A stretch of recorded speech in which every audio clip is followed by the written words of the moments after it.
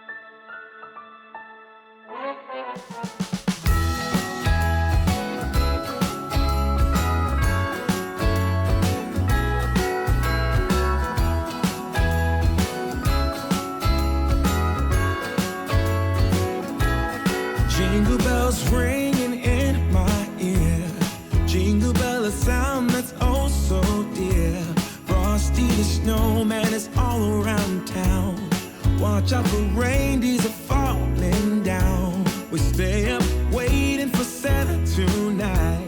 He climbs down the chimney at the speed of light, while we're dancing around the Christmas tree, hugging and kissing just you and me. Carolers are singing outside our door, lovely songs we all heard before, as they walk from house to house to wish us all a Merry Christmas Day. Oh, a Merry Christmas Day. Oh, we're chasing snowflakes as they're falling down, and follow Rudolph all across the town. Later we meet under the mistletoe, while Santa's busy saying ho, ho, ho. We're feeling jolly, eating Christmas cake, and then we go skating on the frozen lake, saying hi to every friendly face, and later we warm up by the fireplace. Carolers are singing outside our door, lovely songs we all heard before, as they walk from house to house to wish us all a Merry Christmas Day. Merry Christmas Day. A Merry Christmas Day. Oh,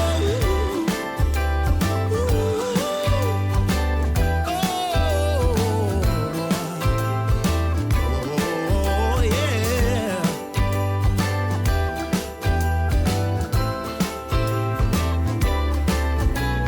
Carolers are singing outside our door, lovely songs we all heard before, as we walk from house to house to wish us all a Merry Christmas Day. Yeah, a Merry Christmas Day.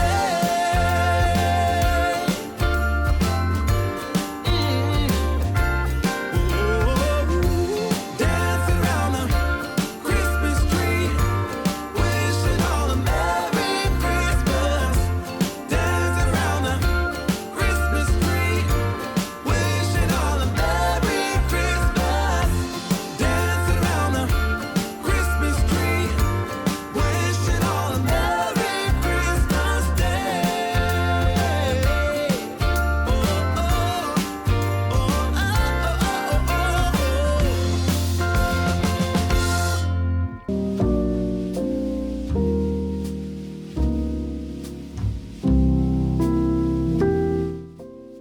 I'm back to wrap up this video and to give you my final thoughts on the project and what I thought about the clay. I used Sculpey original clay, which is actually a soft clay and is probably not ideal for figurines in high detail like what I did, but it's what I had and I had a lot of fun with it. I think I did okay considering it's not designed for details. It's kind of designed for like broader projects, more generic stuff, probably very kid friendly. It's not really designed to do like facial features and things like that, and I did struggle a lot to get those details on the faces, but I think I managed to pass okay. I'm pretty happy considering. There was definitely a lot of ugly stages. At one point the dog looked more like a chicken without a head. It was not looking good, but I kept pushing through. I just looked at a lot of dog pictures, tried to figure out how the legs sit, because the hind legs were the hardest to try to get the right angles, but eventually got there. I also had to chop the snout off on the dog because it looked too long and there was just something wrong about it, and then I cut the snout off as you would have seen in the video, and then I reattached it and it actually came out really, really well. It was so much better and it gave him the right amount of cuteness. I took a few liberties with their facial features to actually make them a bit more three-dimensional than what the book would have. I didn't really want to copy the movies exactly, but I used them as a little bit of a guide, and I really like how both faces came out.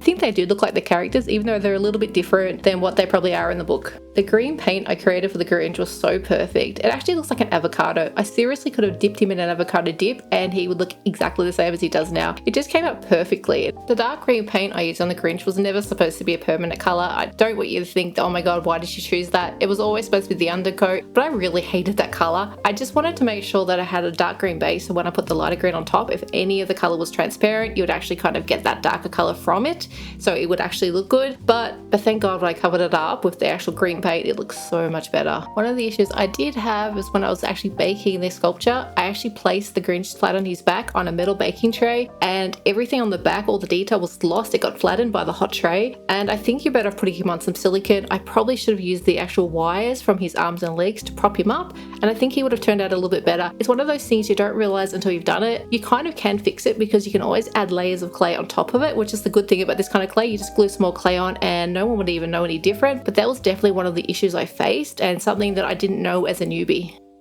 And poor little Max, when I took him out of the oven, he actually fell over on his side and his ears snapped off, but I just used some of the glue and some more clay to fix it, and it was fine. You wouldn't even be able to tell now that he's painted that there was ever an issue. One of the things I really love about art is everything is fixable. It doesn't really matter if you make a mistake. You can generally fix it. You just need a little bit more paint or a little bit of glue and it's generally just as good as new. This is actually what gives me the confidence to try challenging things with my art. It doesn't actually matter if I make a mistake. Generally, I found most of the time I can actually fix it quite easily. Now it's time for the final reveals. Leave a comment and tell me what you think. I'm pretty happy with how they turned out for my first time using clay. I think I captured their essence quite well and I really enjoyed this process, and I would love to do some more clay, but next time I might actually use some firmer clay to do the sculptures. Don't forget to hit the like button and to subscribe to my channel for more content like this, and I will see you next time. Bye.